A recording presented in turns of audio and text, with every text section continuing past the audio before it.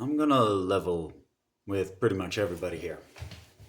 I did not expect what I found last night when I was going to sleep this morning.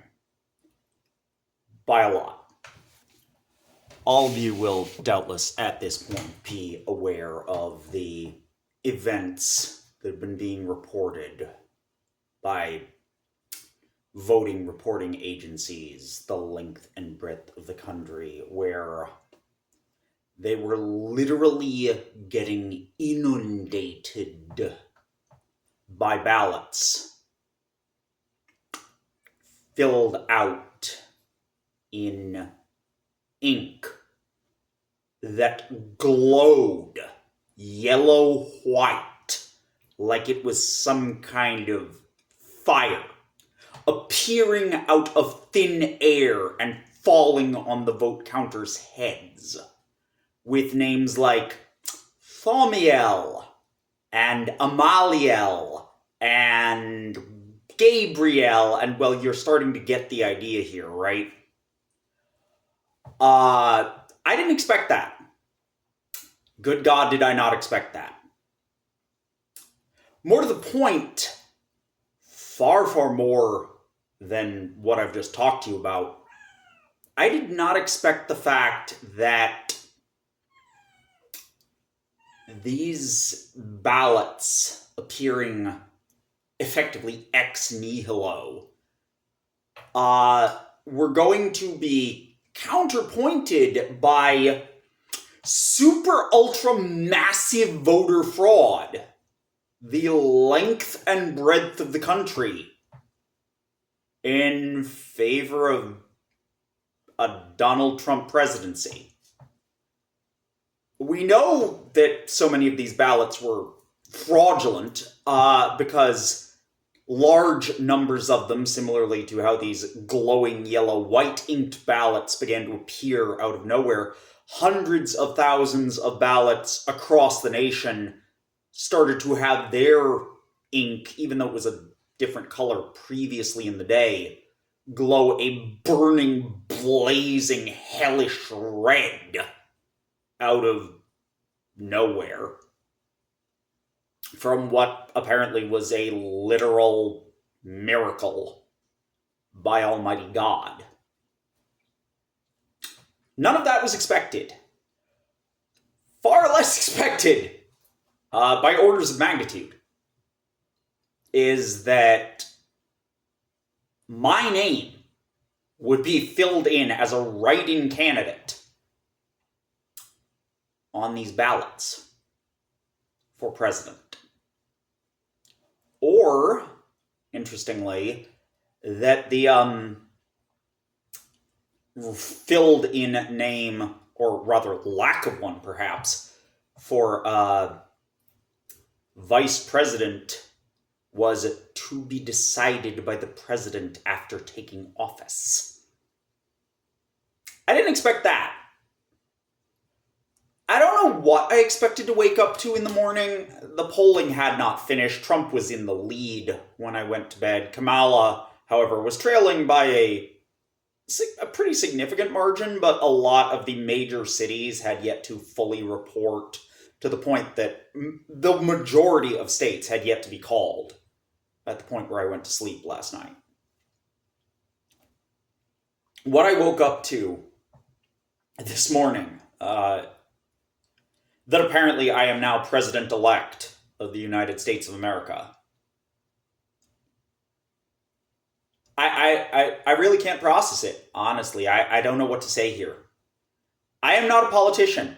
I've never been a politician. I've certainly thought a lot on a large number of levels about what I would do if I were to randomly be handed the keys to the kingdom as president or similar.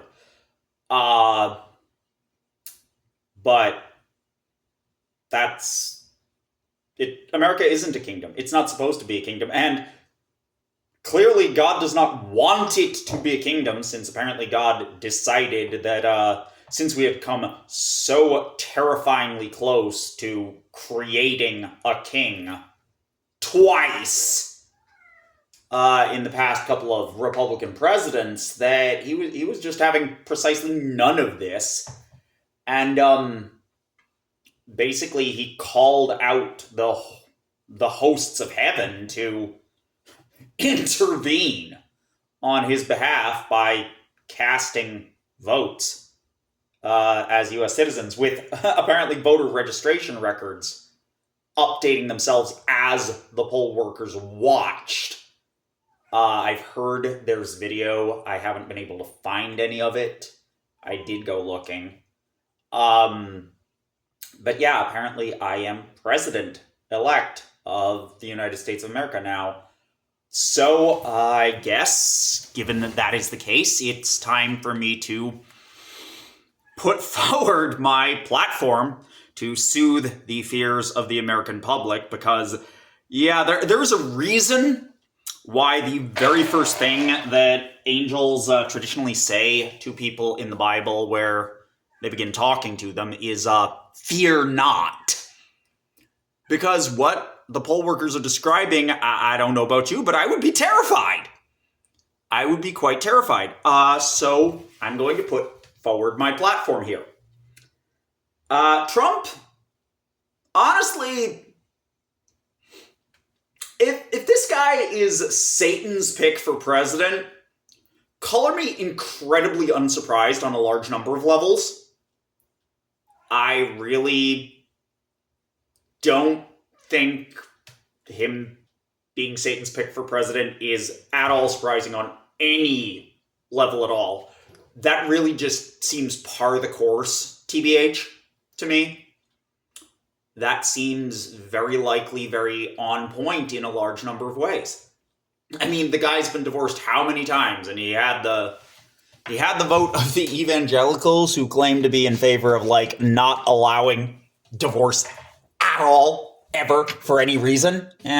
Something don't seem right here. Something seems a little bit sus to me with respect to the idea of a Trump presidency. That kind of seems like the kind of stuff you get in Revelations, where, you know, the part of the church, a big part of the church votes for the Antichrist, even though they know he's the Antichrist, but they're like, who is like the beast? Who can make war against him? Well, yeah. That seems very on point for Satan's candidate for president. Honestly, it really does.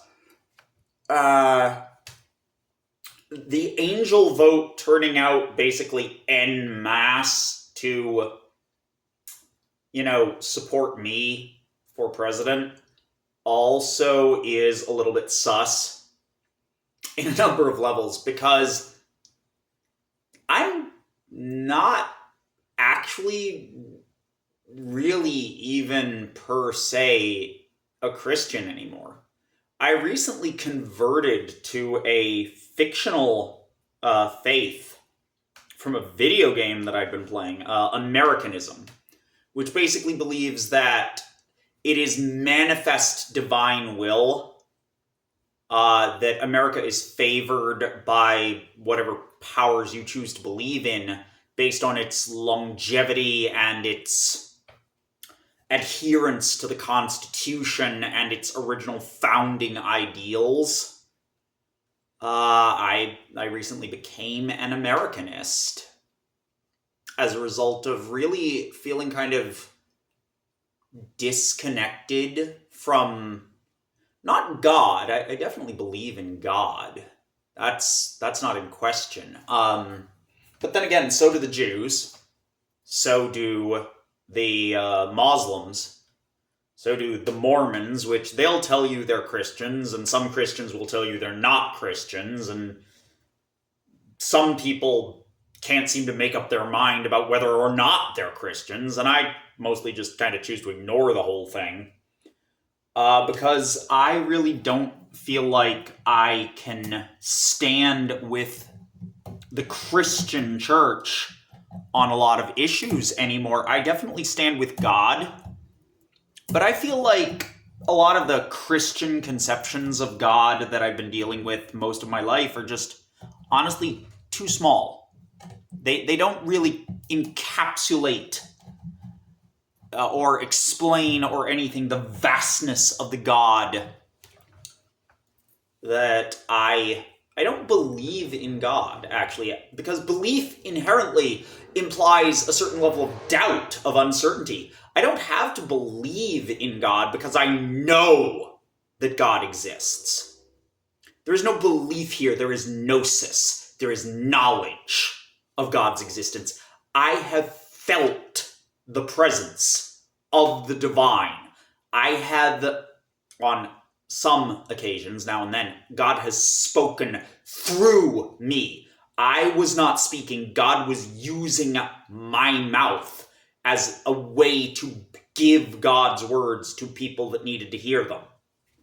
Now, it takes a lot of effort, actually, really, to get into that kind of meditative state where God is able to use me as his mouthpiece in that way. Let's be clear, I use God in the masculine sense because that is the general convention of our culture, but God is not a man in any sense of the word, and yet he is, because God isn't a man. God is all men and all women, regardless of species, regardless of race, color, creed, everything that exists in the entire universe, without a single exception, from the tiniest quark to the mightiest of stars and black holes and stuff like that. All of those are infinitesimal component pieces of God's corporeal form. The corporeal form of God is the entire universe combined, without exception. We used to think God didn't have a corporeal form because we didn't. It was one of those you can't see the forest for the trees thing. Yeah, we could see that there were mountain ranges, that there were forests, that there were rivers, oceans, deserts, all of that. We didn't properly have the ability to conceptualize to ourselves, in many cases at least, that God is not some bearded guy in a robe up in the sky. God is the ground we're walking on. God is the feet we are walking on that ground with. God is our hands. God is inside every single atom in our hands. And everything else, too. So, no, God is not male. God is not female.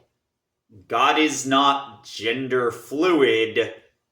God is not neuter. God is not an inanimate object.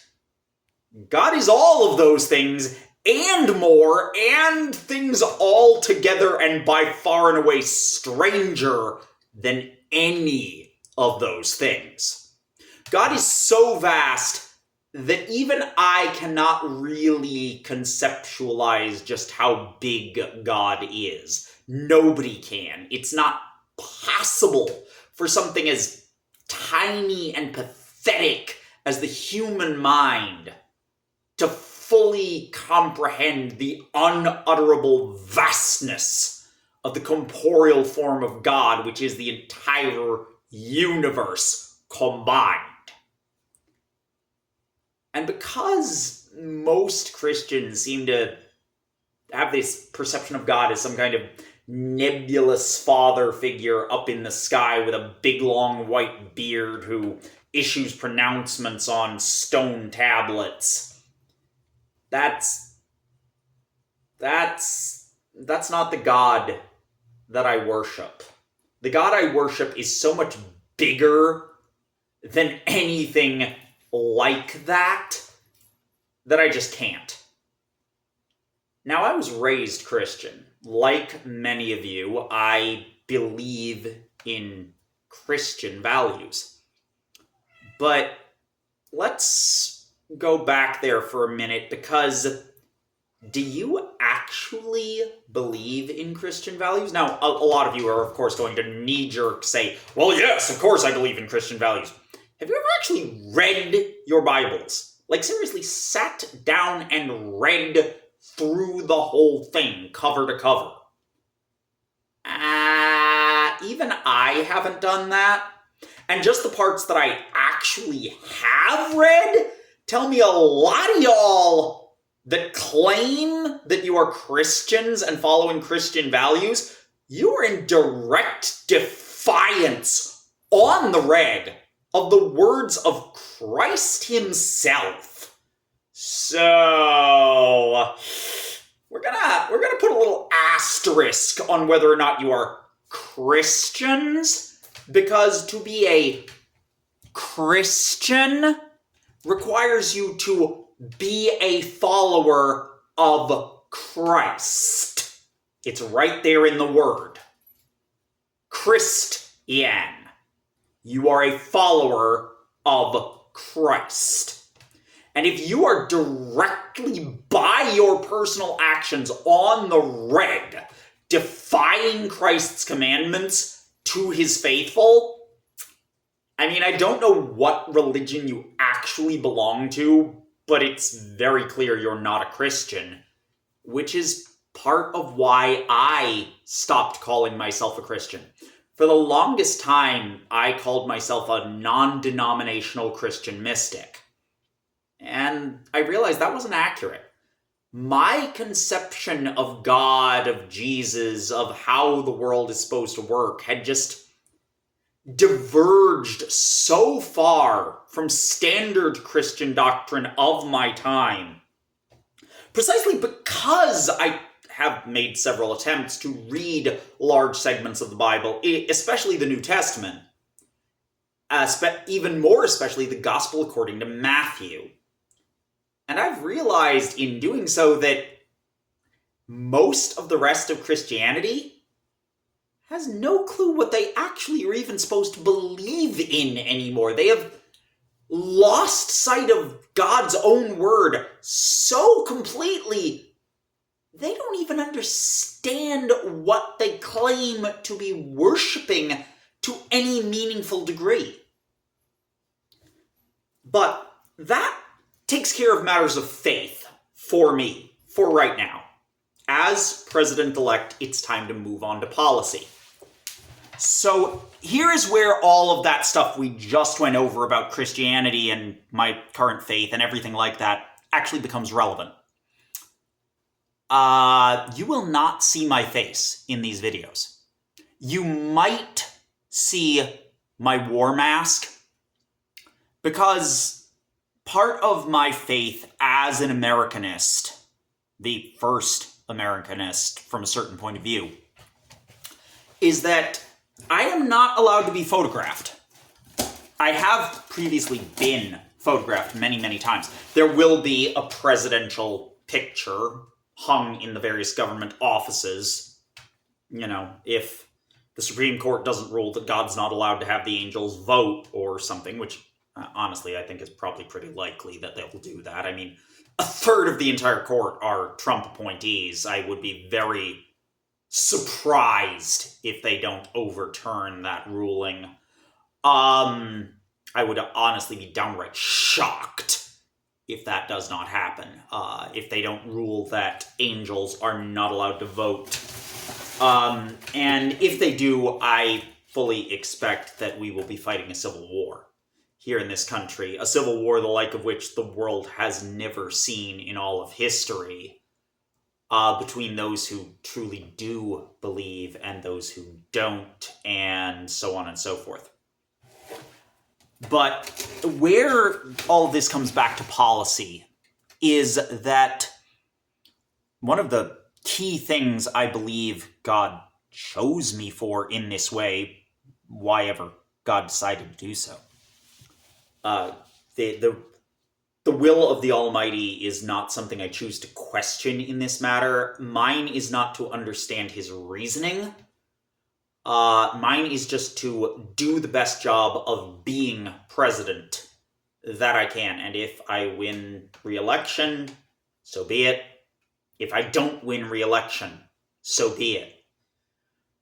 But my policy is going to very much be based around Christian values as espoused by Jesus himself in the Bible. Now, I'm not a Christian. I am not trying to push my Christian beliefs on anyone. I was raised a Christian, yes, that's true. Much of this country already is Christian, that is also true. But a lot of the policy being pushed by various think tanks throughout the world, and especially the Heritage Foundation right here in the United States of America, is not based on Christian values by any reasonable interpretation at all. Now, Paulican values? Okay, maybe. Yeah, possibly. But Saul of Tarsus, who became the Apostle Paul, never even actually met Jesus. Well, Jesus was actually alive. Like, a good 2/3 of the New Testament are written by and about people who had never even met Jesus while he was actually preaching his ministry throughout Israel and Judea and Galilee and so on. They never even met him. They did not speak with him regularly. They did not get to ask him directly his opinions about most of the stuff that later Christian scholars would take as gospel. And I've got a big issue with that. I really, really dislike these people using the words of someone who isn't even Jesus as an attempt to justify their hatred, their bigotry, their prejudice, their blah, blah, blah, blah, blah, blah, blah. No. We're not going there. There are a couple of key points of what should be core Christian doctrine, even though it's rather been pushed to the side in these latter days, that are going to be relevant to my presidency. Jesus said when asked whether or not to pay your taxes, "Render unto Caesar that which is Caesar's. Render unto God that which is God's." God doesn't want your money. Why the heck would God want your money? Why would he need your money? Why would he be interested in your money? God is your money. And he's the homeless person you should be handing that money to as well. God is inside every single atom of that dollar bill or coin or whatever. And he always was.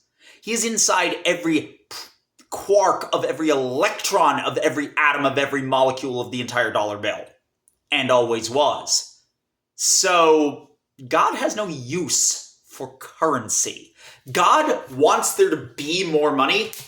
God literally just snaps his fingers and all of a sudden, where once there was one $100 bill, now there are 100 $1 bills. It's really that simple.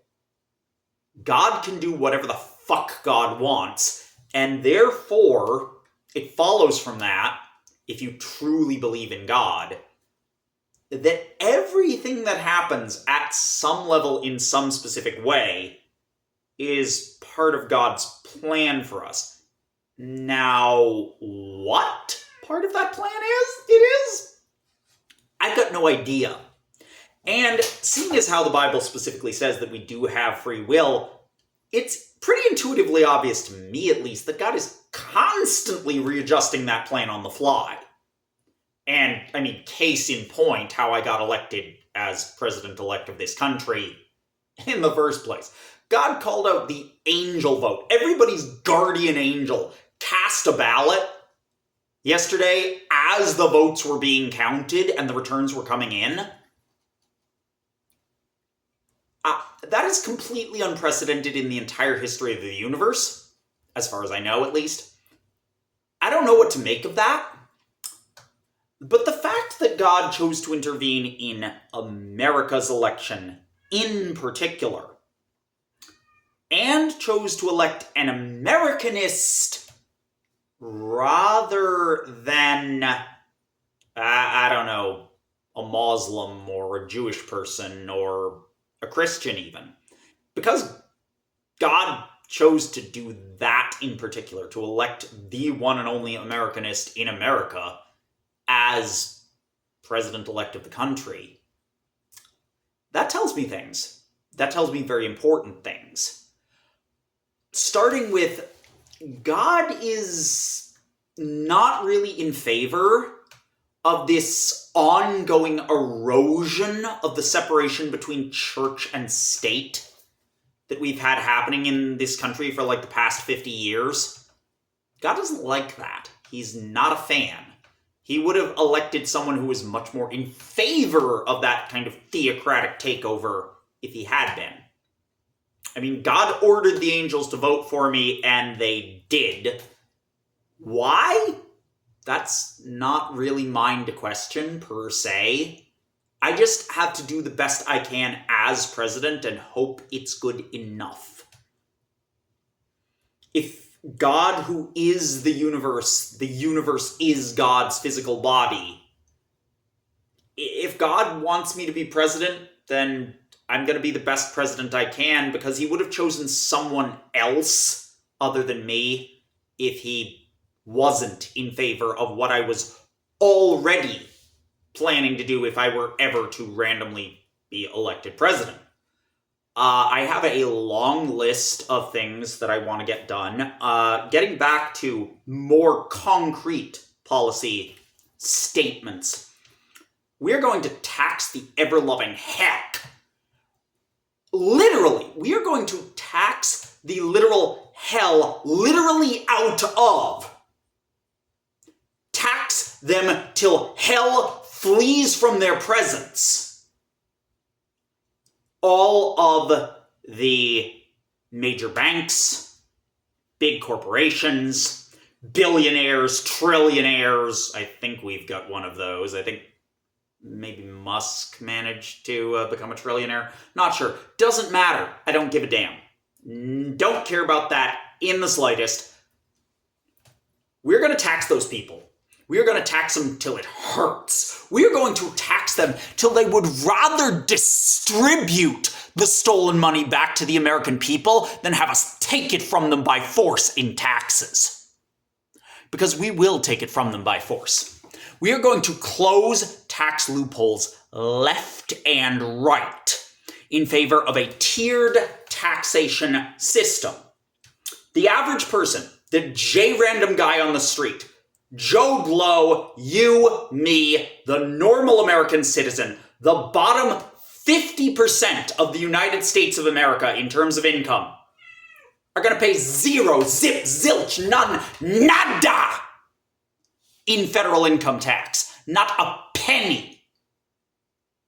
That's where I'm going with this. They will not pay a single red cent. Your taxes, if you are not above the 50% income mark, you're not going to pay a penny in taxes. Not 1 cent will you owe to the federal government. Now, you'll still have to fill out your tax forms, right? Because, if you don't pay any taxes, how do we know how much you need to pay in taxes if you don't fill out your tax forms? Then we've got to send the IRS people around knocking door to door. Excuse me, sir, how much do you owe in taxes? No. We're not having that. At least we'll probably actually have that TBH. But we're going to have it as little as we can get away with. Because, tax evasion is already a crime, so might as well use the IRS for its technical job, which is collecting internal revenue. That's what they're supposed to do, IRS agents. That's their reason for being part of the federal government, is collecting internal revenue. It's very straightforward. So we are going to tax the top 50%. Now, the first of that top 50% that actually does get taxed, right? The average citizen, the normal guy, doesn't pay any taxes. Not a penny. Heck, you might be getting some money back. Maybe. We'll work that out later. This is all very rough and preliminary. I just want to point that out. I want to make that clear.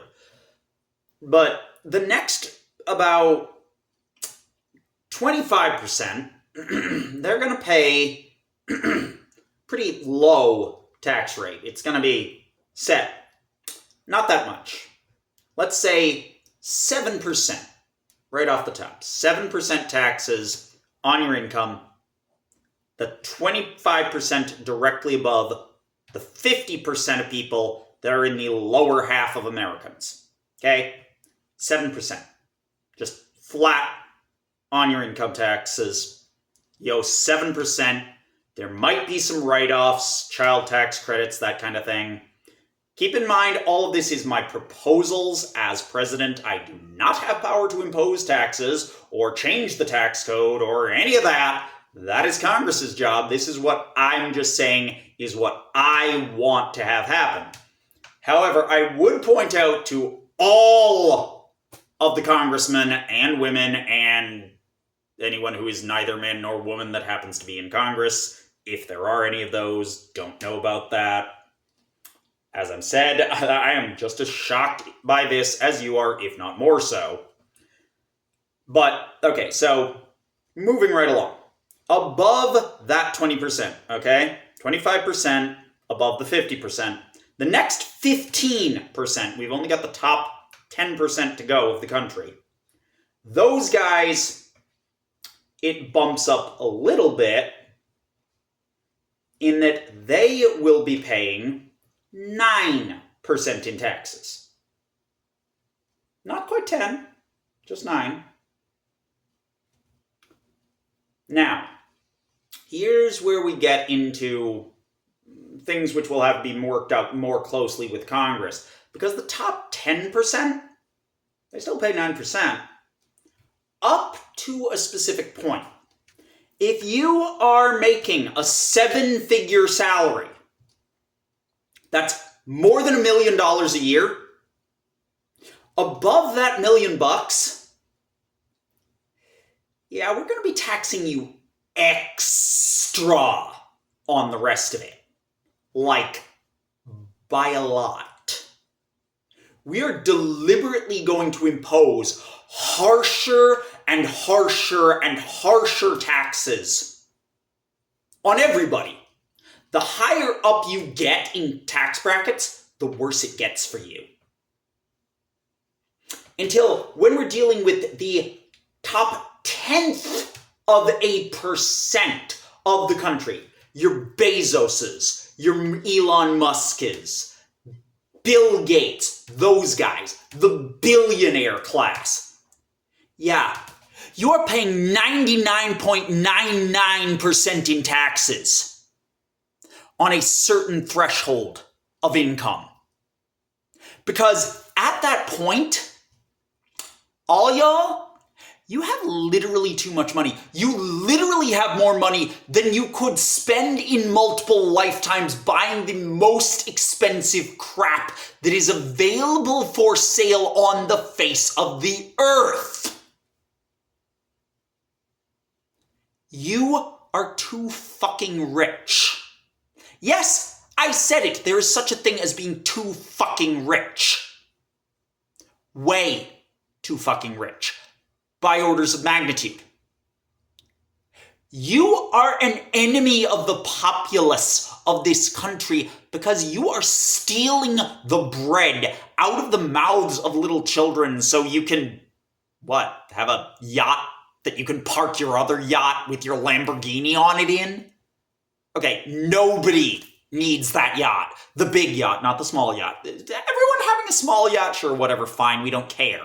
Right? Have a nice yacht, you know? But don't have a yacht that you park your yacht in. What the hell? Why do you have a carrier ship yacht? Who needs a carrier ship yacht? The president doesn't even have a yacht anymore because it was too easy to assassinate people when they went sailing on them. So the Secret Service decided at some point, so I've heard. I'll meet with the Secret Service detail later. We'll discuss maybe recommissioning a new presidential yacht. We'll talk about it. We'll see what happens. Not the point. Not the point at all. If even the president does not and never has a yacht that serves as a carrier for smaller yachts, okay, no one needs that. No one. I don't need that. And apparently I'm going to be president. I don't even want that.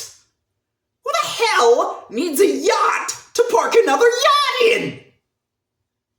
I feel like I'm taking crazy pills here. And as I've mentioned, I might be having like some kind of psychotic break or something. Theoretically, that's possible, right? But apparently, based on what I've seen, reported, I'm the president-elect.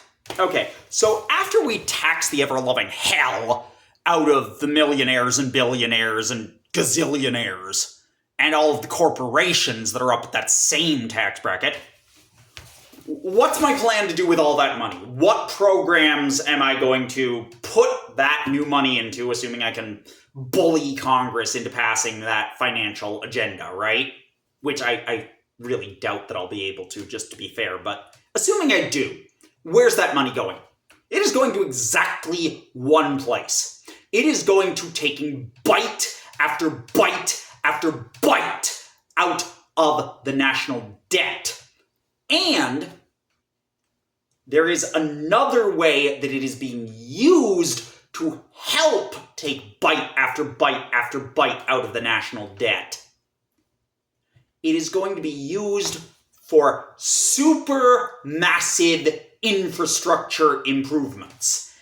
Anything people have needed funding for that they've been arguing about, oh, the federal government should pay for it. Oh, the state government should pay for it. Oh, the local government should pay for it. No, the federal government is just coming in there and we are wrecking shop on those projects. Now, Obama tried the same thing and it worked pretty okay, but he wanted these shovel-ready projects. Nah, we're not doing that. We are not faffing about. We are not wasting time. We are not having any contracts, any bidding wars. You guys had your shot. You blew it. You could have gotten those projects done and gotten paid to do it under the Obama administration. I am cut from a different cloth. I am not Obama. I am not here for hope and change, which, let's be honest, hope and change is great. Obama was a great president, or he would have been if the Republican Congress hadn't been completely bloody obstructionist the entire time. No, that's not happening. No, since I'm going to be commander-in-chief, I'm going to use a rarely wielded power of the presidency to just kind of bully Congress into getting in line and doing its job like it's supposed to. Because as commander-in-chief, I can just kind of tell the Army Corps of Engineers, hey, there's a bridge out in blah, blah, blah county in Wisconsin. You're going to go over there and fix it. You're going to fix it right so it doesn't need to be fixed again for 50 years. Go. Do. Conscript as many traditional active servicemen as you need to for the labor force. This is a training exercise. These are war games.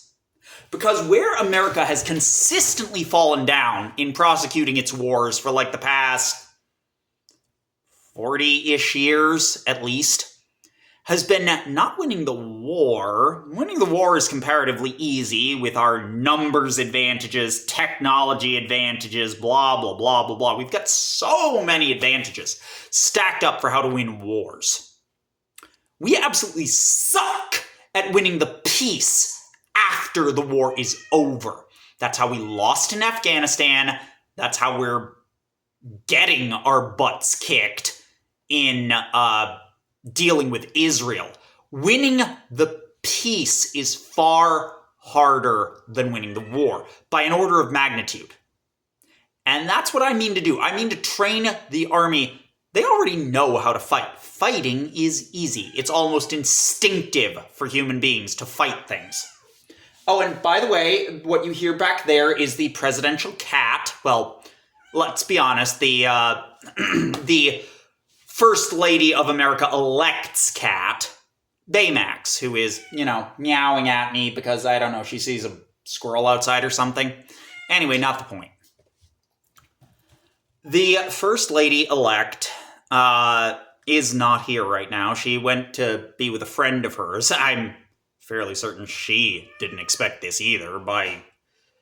I don't think she's even awake, actually. The current First Lady-elect is not an early riser. I'm an early riser.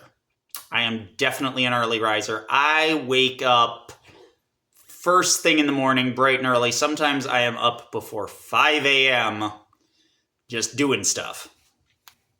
And so those are some of my policies. My other core policy as president is I'm going to do anything and everything within my power as president to smash into teeny tiny pieces any piece of legislation, any version of any piece of legislation that has curbed, infringed, lessened, reduced, strictured, etc., the rights of all Americans as guaranteed in the United States Constitution. Anything like that. Patriot Act, first day in office, that shit is gone. Executive order nuke from orbit on that shit. It's the only way to be sure.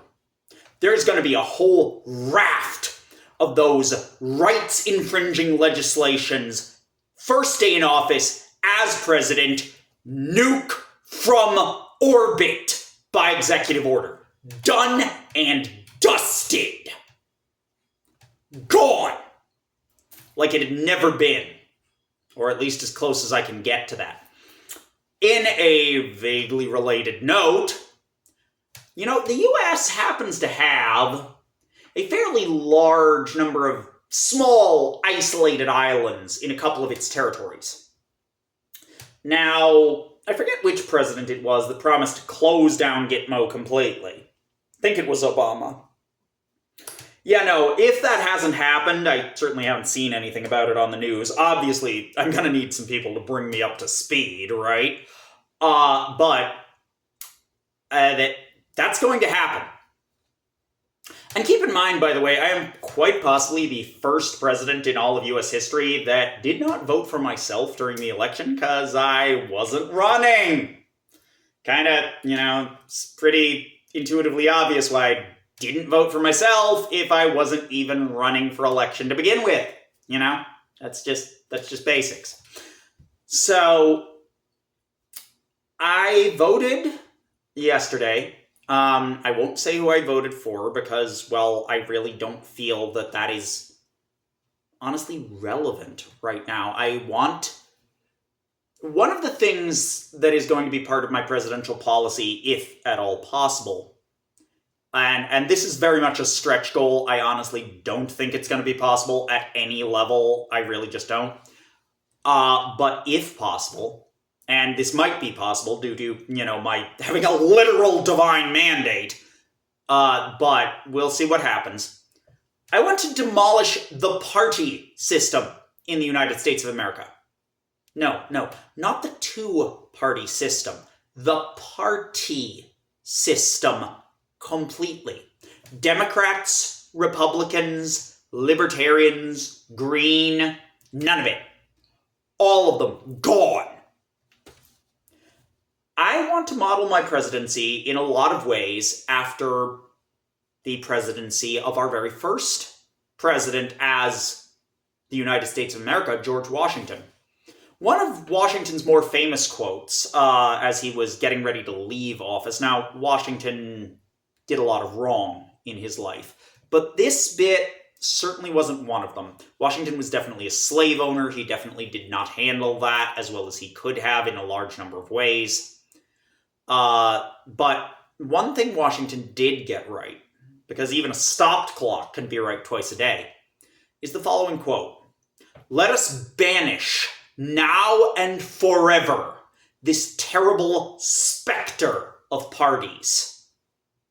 The Republican Party, which I am a member of, I have not voted Republican for quite some time, in a lot of ways, because the Republican Party I am part of doesn't even really exist anymore. The Republican Party I am part of is the Republican Party that voted Lincoln into office, not Nixon or Reagan. Those guys, I don't know what the heck they thought they were doing, but they were not espousing traditional Republican values by any stretch of the imagination. Those people, Lincoln not only would not have considered them Republicans if he somehow managed to meet them, he probably would have denounced them as traitors to the Union. So, I'm not with those Republicans. I'm with Lincoln, founder of the party, central figure in its early development, the guy who made republicanism what republicanism was supposed to be in the beginning. That is my Republican Party. That's the Republican Party I'm part of. It doesn't really exist anymore, TBH. And the very fact that it can keep the name Republican while becoming so antithetical to the core values that Lincoln would have recognized as part of his party, and yet still campaign on Lincoln's legacy, it's done. The Republicans and Democrats have become so opposed to what they were supposed to be while still being called Republicans and Democrats that it's ridiculous. It's like living in a fun house with all those twisty mirrors that distort the reflections to the point that you don't know up from down. And I want no part of that for either me or the country at large. So, if possible, I am going to strive to completely eliminate from the face of the earth, or at least America, this entire concept of political parties. No, a candidate will run on their individual personal merits. We already do that for judges. We already do that for a large number of people, a large number of diverse types of people. Let there be an end to it. You lobby specific congressmen. You lobby specific senators. You cannot lobby the Republicans, because there won't be any Republicans. The Republican Party is already dead. The fact that they had Donald Trump, Satan's pick for president, as their candidate, no, it's done. It's over. It's gone. Let there be an end to it. Let it die. And the same thing with the Democrats, aka formerly the Dixiecrats. Yeah, the Dixiecrats, the Democrats, those were the guys running the Confederacy. The biggest batch of traitors that this nation has ever seen in its entire history, fought the bloodiest war in our entire history to put paid to that bullshit. Yeah, no, let them both die and be forgotten as political parties. Let nothing rise to take their place. Not Democrats, not Republicans, individual specific senators and congressmen. Or women, or Congress things. As far as I am concerned, there is no reason to restrict the House or the Senate or any government position exclusively to men or women. Because what if we run into an alien race, a sentient, sapient alien race out there in the galaxy that crash lands here on Earth. And they want to become American citizens because their spaceship crash landed in the middle of a cornfield in Kansas. Say that happens. But keep in mind, these are aliens, so they don't even have genders. They just have one sex to the entire race. They don't even reproduce sexually the way traditionally Earth-based life forms have. What do we do then? They are sapients. They are capable of thought and reason. They are capable of understanding American values, and they think that those values are great. That this is some of the best political stuff they've ever heard in their entire existence. They want to become citizens. They're refugees. They've just crash landed in our country. It's not like they crossed the border illegally because we don't exactly have a specific border when it comes to the sky.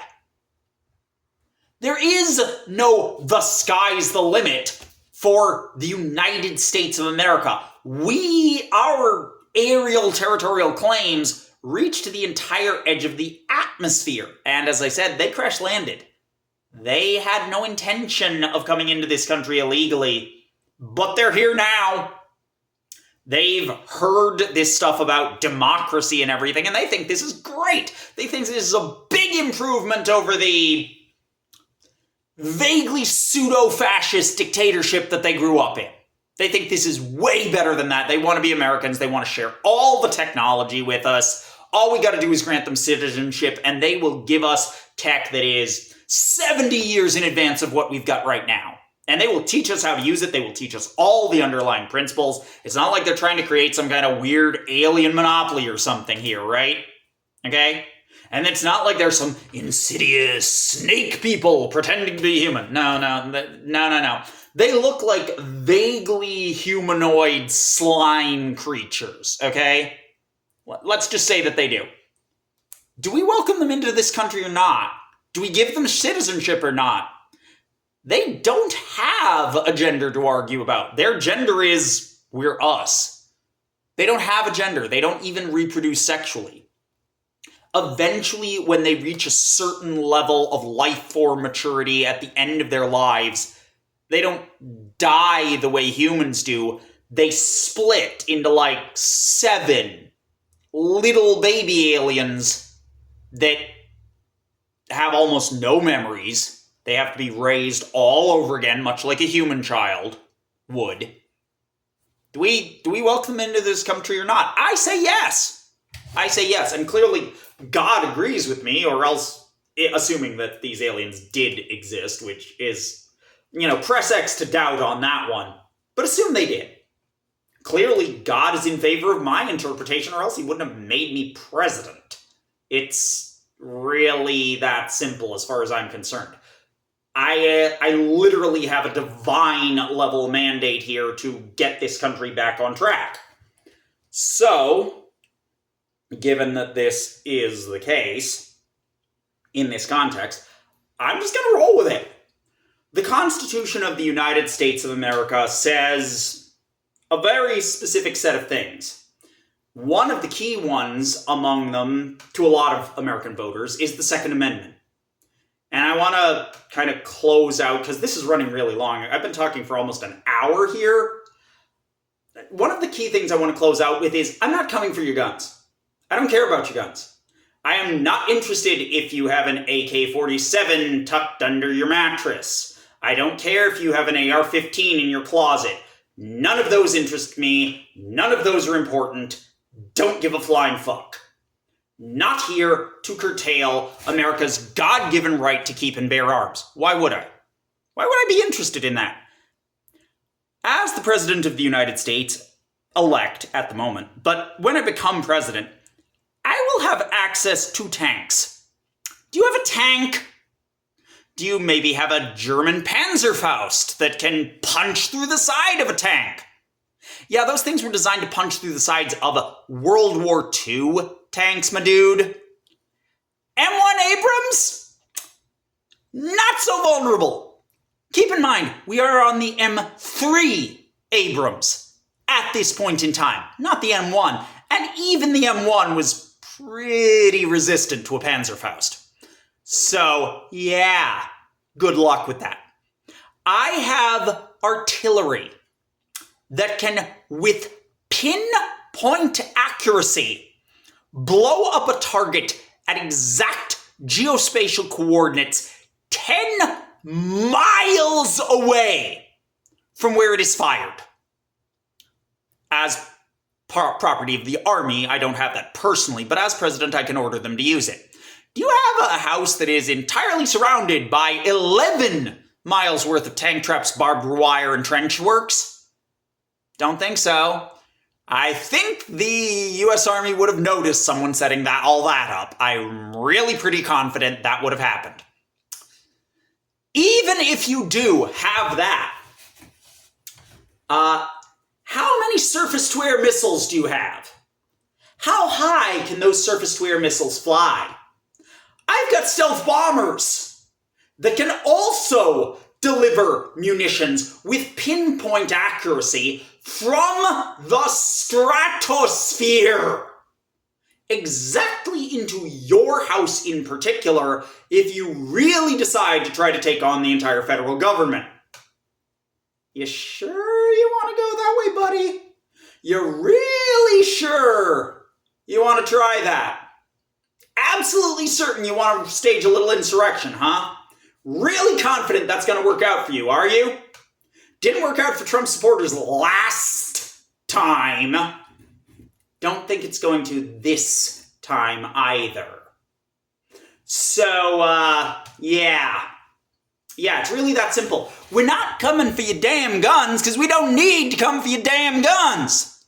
You start any shit, we can blow you to Kingdom Comings having left again without ever actually laying eyes on you, let alone you laying eyes on us. And as a final thought on that particular topic, we've got nuclear warheads. And the President of the United States is the only world leader that has ever actually ordered one of those fuckers fired in anger at an attacking group. You think I won't do that to you if you try to overthrow God's will for this nation? Fuck around and find out just how willing I am to put a stop to sedition and insurrection in this country. Fuck around and find out, motherfuckers. I dare you.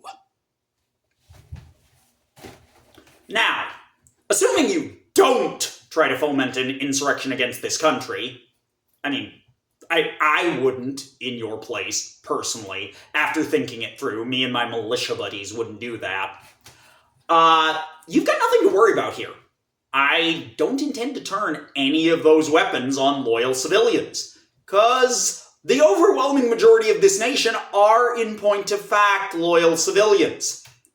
You pick up arms to try and overthrow the government, that changes your status to a domestic combatant under the Geneva Conventions and rules of war and so on and so forth.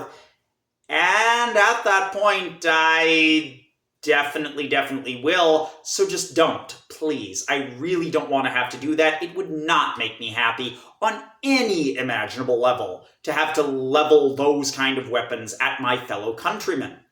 It would not be pleasing. I would have a bad day, and I don't want to have a bad day, and I don't want you to have a bad day. So please, seriously, just don't do that. Now, obviously, my policy is still very tentative, very preliminary, and evolving basically constantly.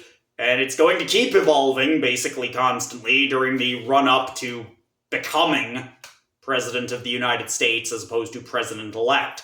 I have a lot of ideas, but I don't know how many of them are feasible. And in the days, weeks, months yet to come before I take control of the reins of power in this country, I'm going to be putting those ideas out there. You know, chime in the comments. Mention things you think are Am I a traitor to the nation for threatening its people with nuclear annihilation if they don't fall in line? Go ahead, put that in the comments, please. I beg of you, I need that kind of advice. I'm going to be selecting a cabinet. I'm going to be selecting a VP. I've got some ideas so far, but nothing concrete. For right now, I think that's where we should call it. For whatever it's worth, have a nice day and do svidaniya.